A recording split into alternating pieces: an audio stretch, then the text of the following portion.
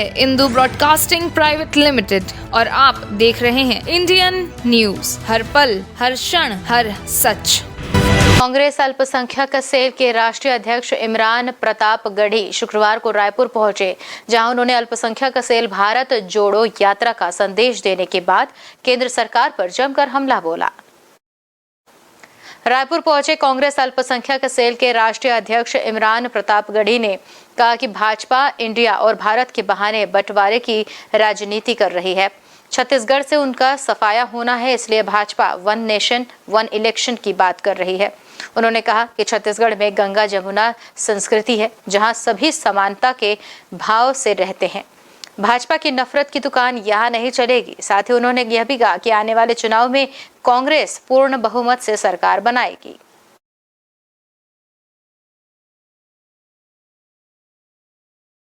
देखिए, भारतीय जनता पार्टी अल्पसंख्यकों को, मुसलमानों को साधने की बात तो करती है, लेकिन देश में जितनी लिंचिंग की घटनाएं हुई, आपने देखा होगा कि भारतीय जनता पार्टी के नेताओं ने, उनके मंत्रियों ने आरोपियों को जेल से छूटने के बाद मालाएं पहनाई। भारतीय जनता पार्टी कहती है कि हम पसमानदा समाज को जोड़ने की कोशिश कर रहे हैं, लेकिन बुनकर उद्योग, वो बुनकर उद्योग जो कृषि के बाद इस देश में सबसे ज्यादा रोजगार देता है, उसकी कैपिटल सब्सिडी कम कर दी। बहुत दिन से जो कैपिटल सब्सिडी दी जा रही है वो भी रोक के रखी हुई है। बुनकर उद्योग तबाह हो चुका है।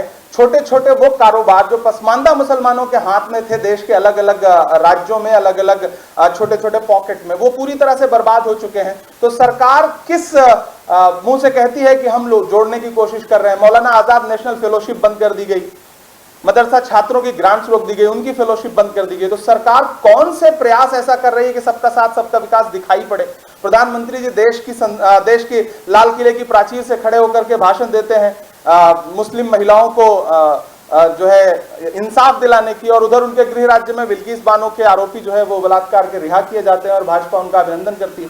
तो ऐसे में प्रधानमंत्री जी के ये नारे, ये दावे खोखले हैं, झूठे हैं। दरअसल ये सरकार सिर्फ एक वर्ग नहीं, ये सरकार आम आदमी की दुश्मन है, आम नागरिकों की दुश्मन है।